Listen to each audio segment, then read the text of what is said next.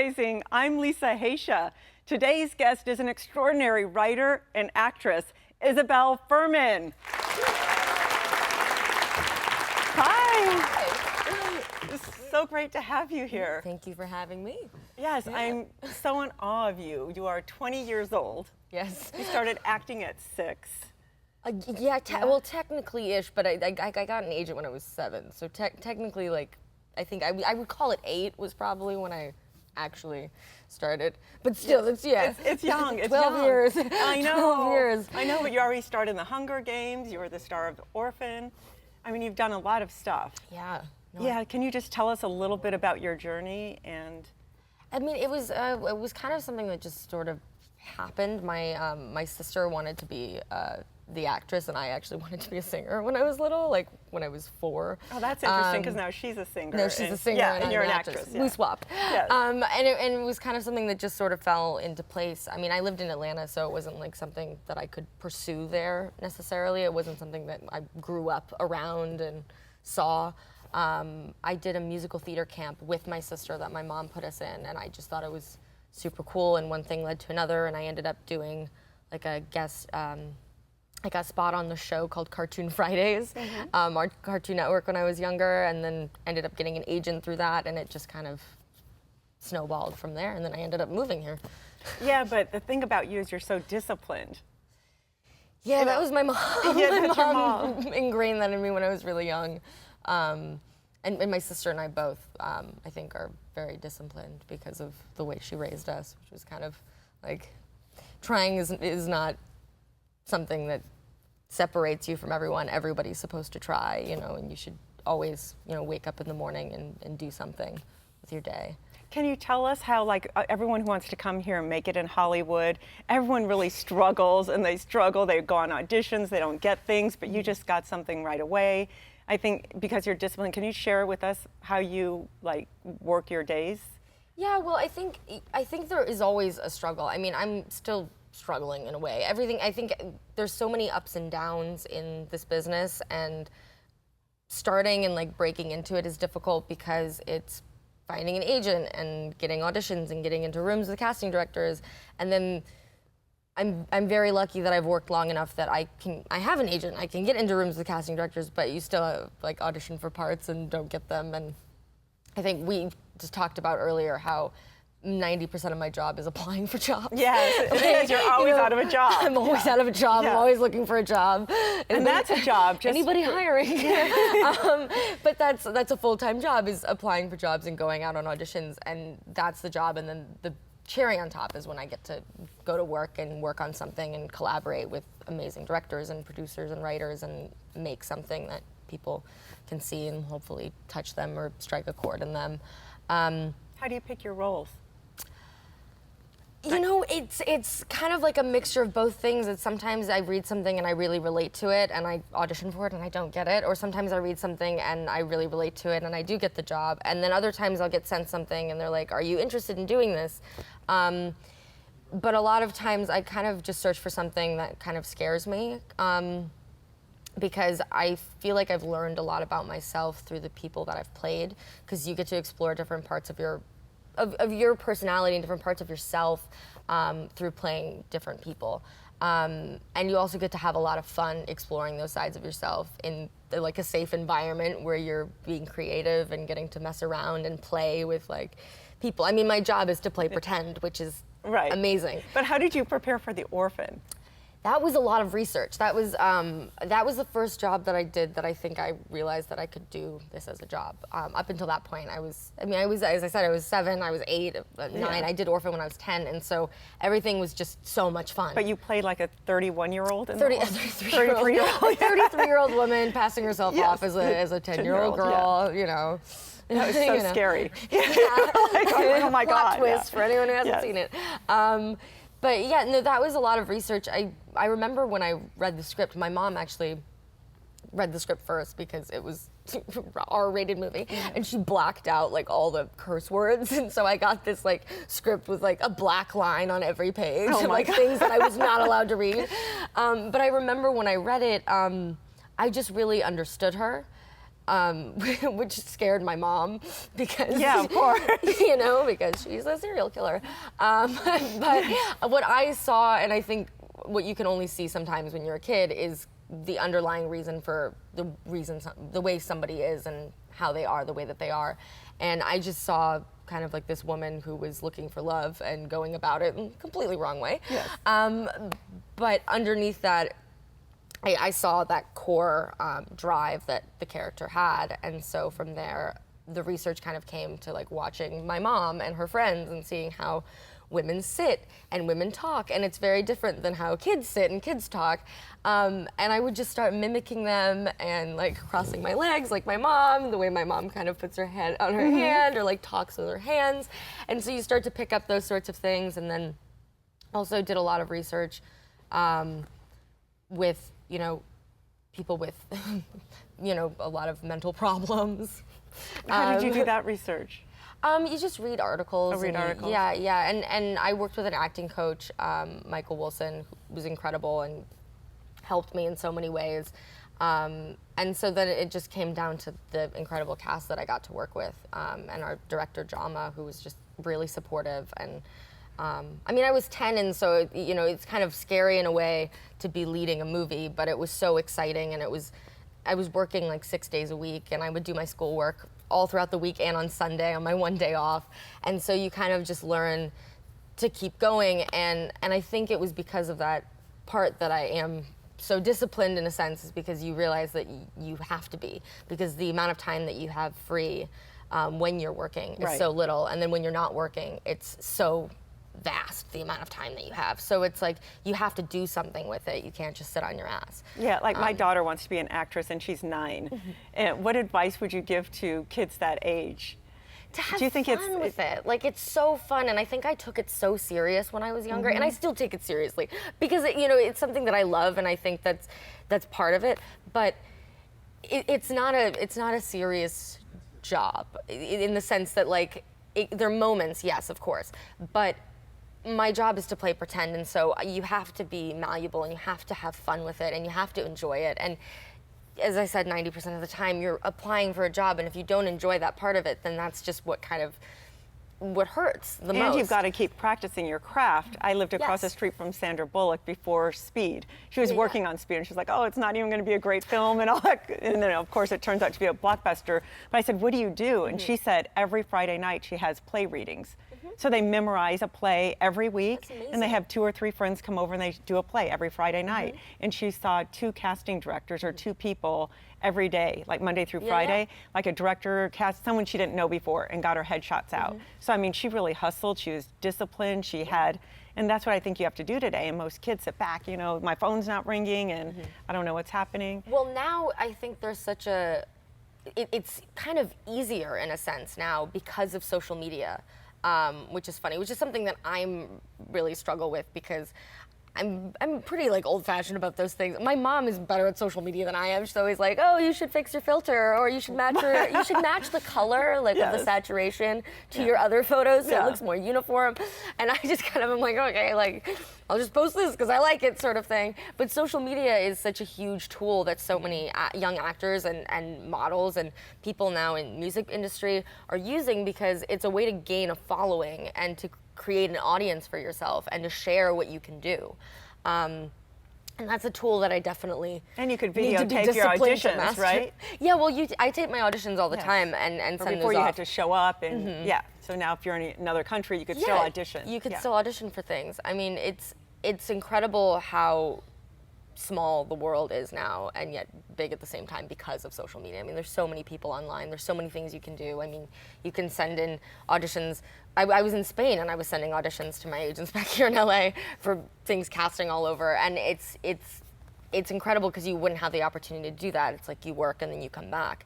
And now you can like line up work for yourself. No, what do you think about Hollywood today with everything that's going on with Me Too and the Harvey Weinsteins and... You know, is it hard for you? Is it? I think it's a really exciting time for women right now in Hollywood because of social media, there is an audience for everybody. And so that is why this whole Harvey Weinstein thing was able to come out. I've never worked with him. I've never met him. I do think that he made amazing movies, but what he did isn't inexcusable. And I think that when you look at something like that came out today and everyone's like, how could this have gone on for so long? It's because only now are we kind of in this pocket of like, everyone's able to speak out and say what they mean, and it's being listened to and heard, which I don't think was necessarily the case before. And that's because everybody can be a part of the conversation just by posting something. Yes. And that's why Twitter's the conversation has amazing gotten like so big. Absolutely. Yeah, Twitter and Instagram and there's so many Harveys out there. I mean, have you had any experience like that yourself, or? I haven't had an experience in that sense. But I mean, there's certain experiences that you have as like a young woman at work where someone will like make a comment or something.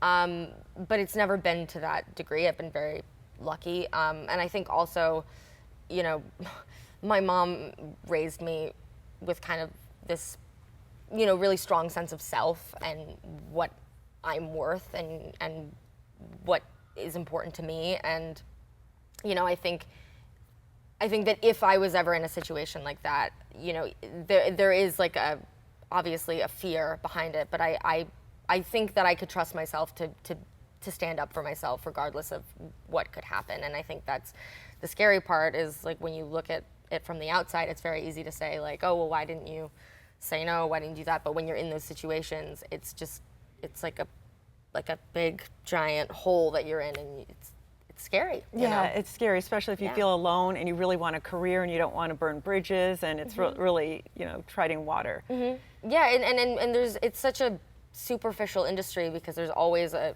talk about, like I'll go in for auditions 3-4 times a week and I'll be too fat for one part and too skinny for another. And I'm like, well, what do you mean? Like, what do you mean? Like, what do you mean? So you can't like look at those things all the time and take them, you know, personally. It's just kind of like you have to have a strong sense of who you are and be like, okay, I guess I'm not right for that, and I'm not going to listen to what you say, even if that's your opinion. That's great. Just don't hire me. Yeah, exactly. You know, and move on to the next thing. But you are so strong. You do have such a strong sense of self, and now you are, you know, you're going to be a force. I can't wait to see you in 5 years or 10 years. You're going to be like running Hollywood, and I think that is so cool. That is the plan. At 20 years old, now you're already writing your own TV show. Yeah, I'm writing a show right now. That's about Hollywood, because, you know, write what you know, and it's something that I know about, and I think that it's something that hasn't really been depicted in TV or in film quite accurately, because, you know, I think people look at it from the outside and you see this kind of glamour and this kind of shiny image of what it all is, and there are movies that show that, and that doesn't mean that it isn't. Sometimes it is, but as I said, it's like a lot of it is like being in your car and changing in your car while someone's watching you, because you have to go in and audition for something, and then you're getting back in your car and you're being told that like, oh, well, you know, they just thought you weren't the right kind of pretty that they're looking for. And you're like, well, what does that mean? What does that even mean? You know? And as a young woman, it's like you're constantly being faced with like, oh, well, they really like you for this part, but they want to see your boobs in the show. And you're like, well, do I want to show my boobs? I don't know. Like, are you comfortable with nudity?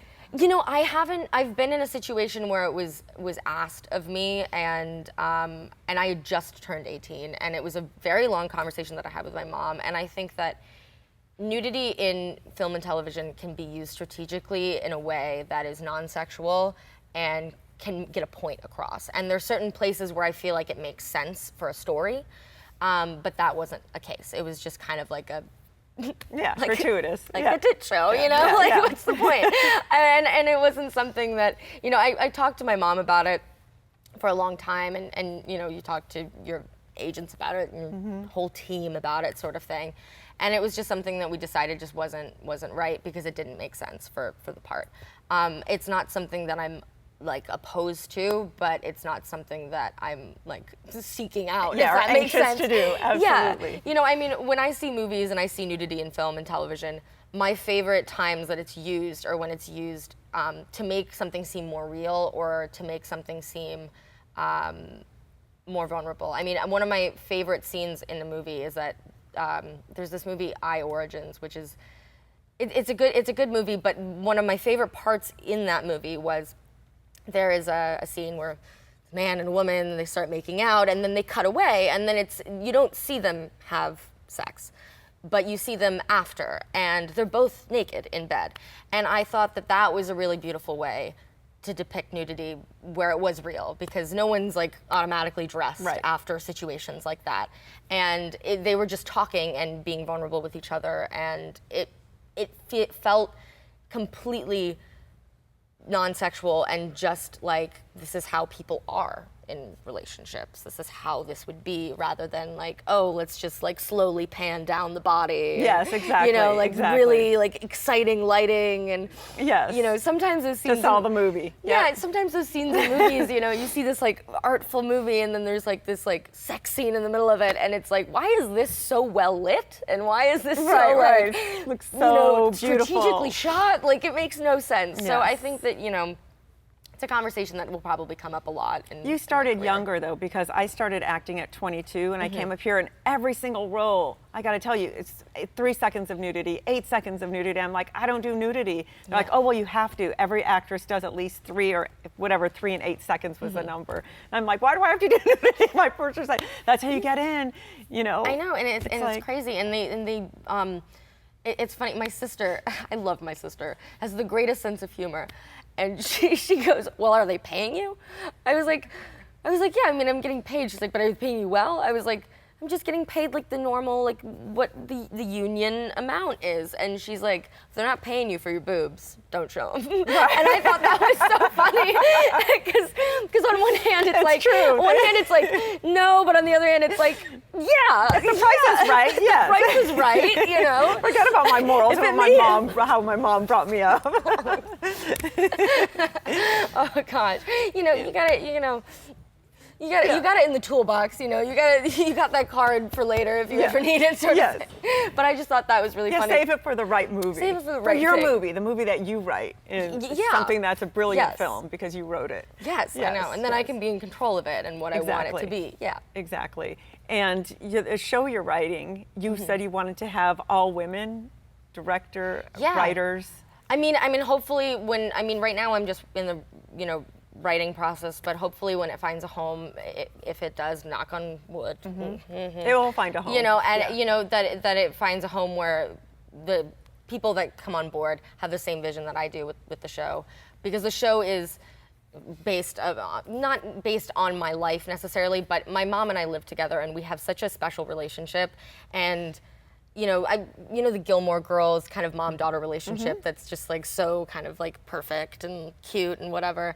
And living with my mom is like one of the funniest things, because we go from one moment having like conversations till 2, 3 in the morning, like sitting on our couch drinking tea, and then we're like, oh, we gotta go to bed, we've been up too late, you know, and like this is like a sorority house, like what I imagine a sorority house would be like my mom and I have. And then the next moment, it's like the next morning she walks into my room and I'm like, can you knock? Can you please? Like, we have boundaries, we have rooms, we have doors. But that's part of it. That's part of us. And so I was like, I want to show what 2 women in 2 completely different parts of their lives. Like, you know, I'm in my 20s, my mom's in her 40s, and it's those are such different times, and yet we connect in so many ways, and we're both kind of going through the same things, but in completely different ways. And I'm able to offer her advice, which I never thought that I would be able to do, and she's able to offer me so much advice, which I always knew that, you know, like my mom is so wise and so smart. And so I was like, I want to show that on a TV show. And I was like, and also in the confines of Los Angeles, which is a city that it's a really interesting city to live in. It is. You know, my sister met some guy who told her that LA is like granola. They're fruits, they're nuts, and they're flakes. And it's true, right? Just turned to true. Yes. It is so true. Yeah.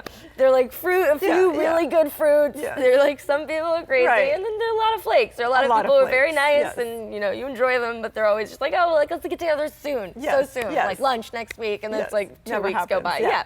So, you know, I was like, I want to do a show about LA. I want to do a show about women, and I want the people that write it and that direct it to be women. And I don't want to just shed a light on an issue in the industry, when it comes to like what they expect of women, what they want of us, like what they want of young people to sacrifice of themselves to make it, and how hard it is to quote unquote make it, and to even get one job, and to get. And it's so funny because you look at actors and you see them do like Jennifer Lawrence. Everyone looked at Hunger Games as like, wow, she's made it. She did that one job, and she had worked steadily for years before. It's just no one was seeing those movies. And her nomination with Winter's Bone was kind of what like propelled her to get the part that everybody now knows her from. But she was a very talented actress from the time she was very young, and she grew as an actress throughout her entire career, and it was only now that people have started to kind of take notice, and people look at it as like, oh, she got that one part. But you can't just get that one part, because that's not what it is. I mean, there's so many things that you have to have leading up to it. And even sometimes once you do that one part, no one believes that you could do it again. I remember after I did Orphan, it was so funny because I played a 33-year-old woman. You know, great reviews. And yeah, and I was very proud of my performance and what I did, and I was still, you know, of course, I'm young and doing, you know, going to class, and still have so much room to grow. Still, every single day, I'm constantly learning things. But I remember that it always seemed like maybe it was a fluke to people that I was able to do that job. That it was like, oh, well, she, you know, people just told her what to do. And I feel like you can look at kids sometimes and go, oh, they're just doing what somebody's telling them. But at the same time, you know, I know the work that I put into that part, and I know the work that I did. And I know that there are other young actors out there who do that. I mean, Jacob Tremblay, who was in Room, I mean, listening to him talk in interviews about what his process was, fascinating.